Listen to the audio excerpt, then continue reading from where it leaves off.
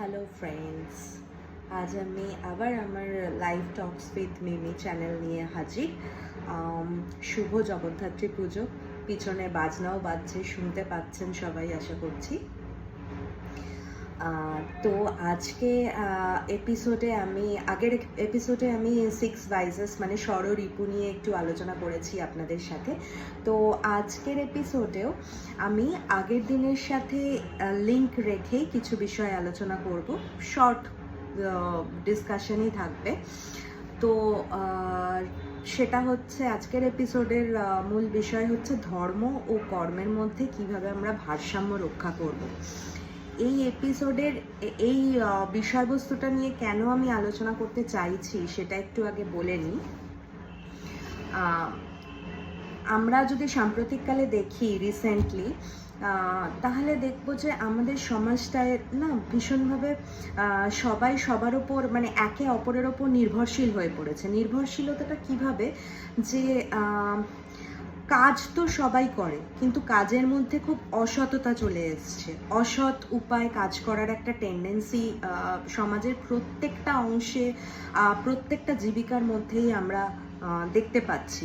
হয়তো আমরাও মনের অজান্তে কোনো না কোনোভাবে সেটার সাথে ইনভলভড হয়ে যাচ্ছি নানানভাবে। কেউ ডিরেক্টলি ইনভলভড হয়ে যাচ্ছি, কেউ ইনডিরেক্টলি সেই বিষয়টার উপর কোনো রকম প্রতিবাদ না জানিয়ে আমরা ইনভলভড হয়ে যাচ্ছি। কারণ রবীন্দ্রনাথ এক সময় বলেছিলেন যে অন্যায় যে করে আর অন্যায় যে সহে তব ঘৃণা তারে তৃণ সমদহে।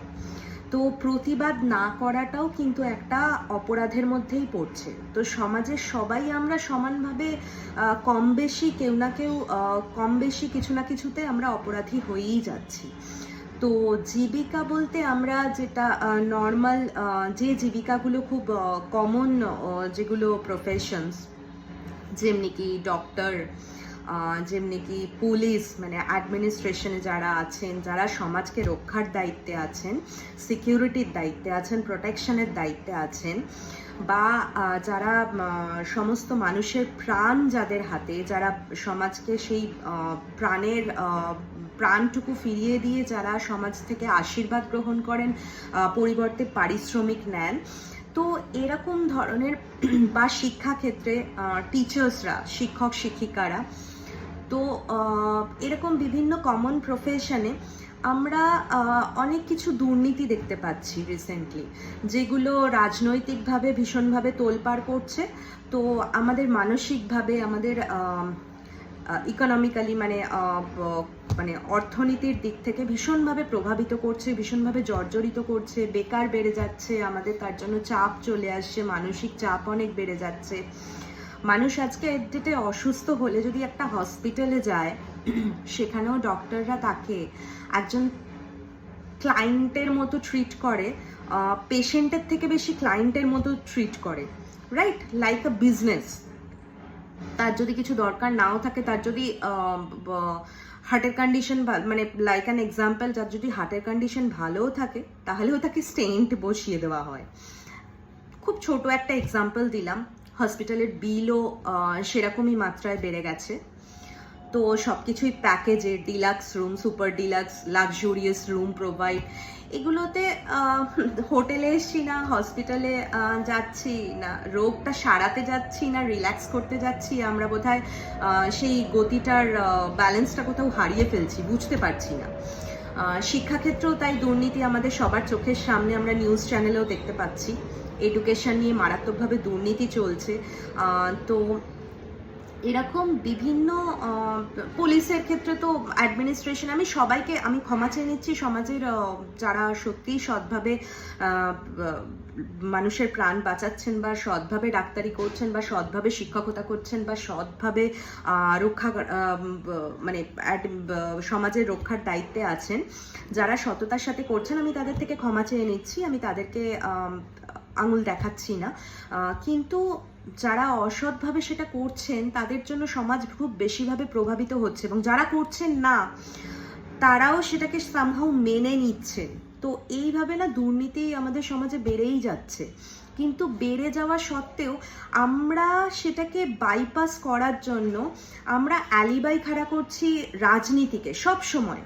আমি জানি রাজনীতিটা খুব নোংরা হয়ে গেছে, এটা একটা দুর্নীতি না রাজনীতি আমাদের বোঝার কোথাও মানে আমরা নিজেরাই খুব কনফিউজড যে এটা অ্যাকচুয়াল রাজনীতি। মহাভারতের রণনীতি আমরা দেখেছি শ্রীকৃষ্ণার, তো শ্রীকৃষ্ণ সেই রণনীতির মধ্যে কতটা ধর্মবোধ ছিল, আর আজকের ডেটে সেই ধর্মবোধটা রাজনীতি মানে রণনীতিটা রাজনীতি ছিল কিন্তু তার মধ্যে ধর্ম ছিল, কিন্তু আজকে বোধহয় সেই ধর্মটা আমরা হারিয়ে ফেলেছি। তো রাজনীতিটা খুব নোংরা হয়ে দুর্নীতিতে পরিণত হয়েছে।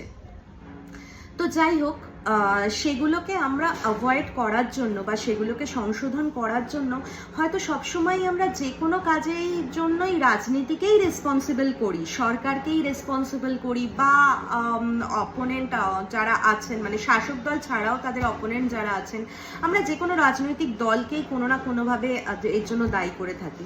কিন্তু আমরা কি কখনো একবারও নিজেরা ভেবে দেখি যে আমরা মানুষ যদি একজন একজন একজন একজন একজন করে নিজেদেরকে চেঞ্জ করি, একটা ইন্ডিভিজুয়াল যদি চেঞ্জ করতে স্টার্ট করি, তাহলে সমাজটা বোধহয় আস্তে আস্তে একটু হলেও আমরা ঠিক করতে পারি দায়িত্ব নিয়ে।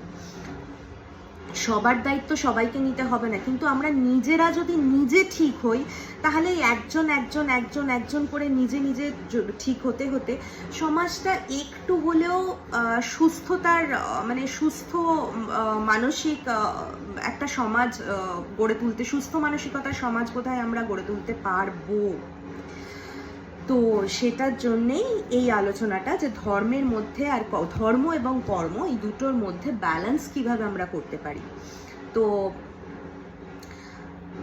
এই ভারসাম্যটা খুব জটিল, কিন্তু এই ভারসাম্যটা খুব ইম্পর্টেন্ট আমাদের লাইফে। ধর্ম মানে আমরা কি বুঝি? আমাদের নীতি মানে নৈতিকতা, কর্তব্যবোধ, সত্যতা এবং ন্যায়ের পথে চলা, এটাই হচ্ছে ধর্ম, রাইট? এবং কর্ম মানে হচ্ছে নিজেদের কাজ, নিজেদের রেসপন্সিবিলিটি মানে দায়িত্ব, এবং নিজেদের প্রফেশন মানে জীবিকার সাথে জড়িত যেসব কাজকর্ম আছে সেটাকে আমরা কর্ম বুঝি। তো কর্মে যদি আমরা এই কর্মের মধ্যে যদি আমরা ধর্মকে ধারণ করি তাহলে বোধহয় সেই কর্মটা আমরা সঠিক পথে করতে পারবো। যেমন যা কাজই হোক না কেন সেটা যদি আমরা সততার সাথে করি, তার মধ্যে যদি অসততা না থাকে, যদি সৎভাবে সেই কাজ করে থাকি, তাহলেই সেই পথটা আমাদের ধর্মের অংশ হয়ে যায়, কাজটা ধর্মের অংশ হয়ে যায়। তখন ইনফ্যাক্ট আমাদের ফলাফলের কথাও কিন্তু চিন্তা করতে হয় না, যেটা আমরা সব সময় করে ফেলি, যে কর্মের দিকে তাকিয়ে যে আমরা একটু চেষ্টা করেই আমরা ক্লান্ত হয়ে গিয়ে ভাবি যে কোথায় ফলাফল তো আসছে না, ফল তো পাচ্ছি না এখনো, তো আমরা ডিপ্রেসড হয়ে পড়ি।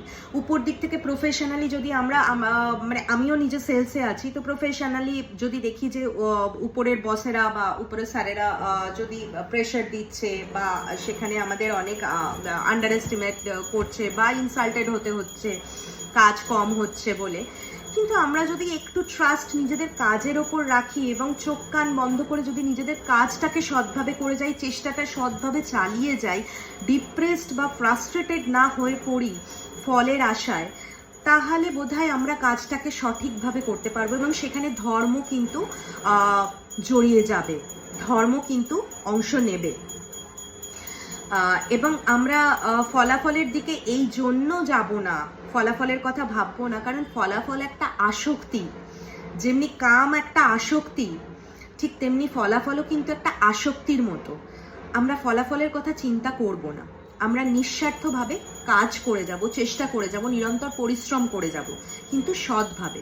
যেমনি একটা ছোট্ট এক্সাম্পল, সৎভাবে বারবার কথাটা কেন বলছি, ছোট্ট এক্সাম্পল দিচ্ছি, সব সেক্টরকে নিয়ে বোধহয় আমি এক্সাম্পল দিচ্ছি না, কারণ সেটা অনেক লেন্দি এপিসোড হয়ে যাবে, অন্যদিন সেগুলো নিয়েও কখনো আলোচনা করব। যেমনি আমি সেলসেই বলছি, আমি নিজেও যেহেতু সেলসে আছি তাই বারবার আমি সেলসের কথাই বলছি, বিকজ সেলসে থাকা মানে একটা হিউজ প্রেশার আমাদের জন্য, স্পেশালি আমাদের এই জেনারেশনের জন্য। তো এই সেলসের প্রেশারে না অনেকে মানে অনেক ফাইন্যান্সিয়াল প্রোডাক্টস হোক বা এমনি দৈনন্দিন ব্যবহার্য প্রোডাক্টস হোক, যা কিছুই আমরা কাস্টমারকে সেল করি, সেই সময় আমরা অনেক কিছু হয়তো মিথ্যের ওপর অবলম্বন করে সেটা করে ফেলি, মিথ্যের আশ্রয় নিয়ে। যে যেমনিভাবে আমরা টিভিতে অ্যাড দেখি যে মাউন্টেন ডিউ খেলে আমরা পাহাড়ে ট্রেক করে ফেলতে পারছি একটা মাউন্টেন ডিউ খেয়ে, সেগুলো তো একটা আই ওয়াশ, ঠিক আছে, সেগুলো লুক্রেটিভ করার জন্য সেগুলো আমাদের টিভিতে অ্যাডেতে অ্যাডভার্টাইজে ঠিক আছে। দৈনন্দিন জীবনে প্র্যাকটিক্যালি বাস্তবতার সাথে আমরা কি সেগুলো করতে মানে এতটা মিথ্যে কথা কি বলতে পারি? সেটা কি সম্ভব? আর এতটা মিথ্যে কথা যদি বলি কেনই বা বলবো, তখনই সেই কাজটা অসৎ হয়ে যাচ্ছে।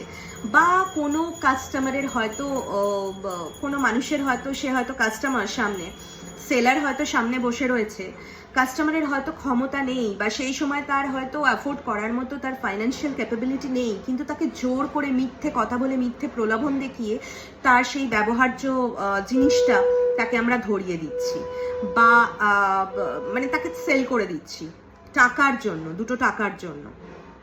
আমরা আমাদের জীবিকা করছি, জীবিকার জন্য বোধহয় আমরা একটু অসৎ উপায় অবলম্বন করে ফেলছি। তো সেই জায়গাগুলো যদি আমরা একটু কন্ট্রোল করি, তাহলে আমার মনে হয় সেই সততার মধ্যে ধর্মও থাকবে। তো ঠিক তেমনি ডক্টরের জায়গায়, পুলিশের জায়গায়, মানে অ্যাডমিনিস্ট্রেশন, পুলিশ, উকিল, জাজ, এরা তাদের জায়গায় এনারা, এবং তারাও যদি সাইমালটেনিয়াসলি এই ব্যাপার মানে তাদের কর্মের মধ্যে একটু ধর্মটাকে দেখেন, তাহলে আমার মনে হয় একজন যদি সেটা নিয়ে ভাবেন, তাহলে 1 থেকে 2, 2 থেকে 3, এইভাবেই 3 থেকে 300 জন হয়। তো সমাজে আমরা রাজনৈতিকভাবে একে ওকে দোষী সাব্যস্ত না করে আমরা একটু চেষ্টা করি না যে প্রত্যেকে ইন্ডিভিজুয়ালি নিজেদেরকে শোধরাবার, কর্মের মধ্যে ধর্মকে ব্যালেন্স করার। কারণ কর্ম ছাড়া কিন্তু যেমনি ধর্ম হয় না, ধর্ম অসম্পূর্ণ, তেমনি ধর্ম ছাড়াও কিন্তু কর্ম একেবারে শূন্য, কর্ম অন্ধকার। তো এই অন্ধকারের রাস্তাটায় আমরা নিজেরা একটু উদ্ধার করি না। একজন যদি নিজেকে উদ্ধার করতে শিখি, দিয়ে সৎ কর্ম নিরন্তর প্রচেষ্টার মাধ্যমে করি, তাহলে হয়তো একজনকে দেখে আরেকজন করবে, আর তাকে দেখে আরেকজন করবে। এইভাবে আমরা সমাজটাকে একটু হলেও শোধরাতে পারবো। নিজেদের দিনের শেষে হয়তো সেই স্যাটিসফ্যাকশনটা হবে যে আমি অ্যাটলিস্ট ঠিক কাজ করছি।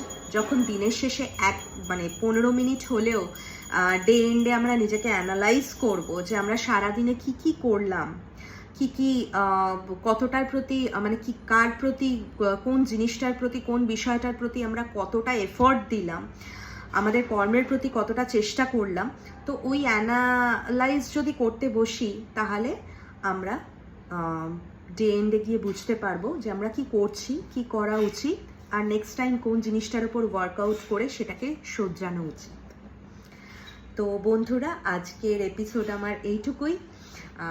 নেক্সট ডেতে আরও নতুন কিছু নিয়ে আমি আবার হাজির হয়ে যাব। চলো, টাটা। প্লিজ সাবস্ক্রাইব করে দিও একটু চ্যানেলটা।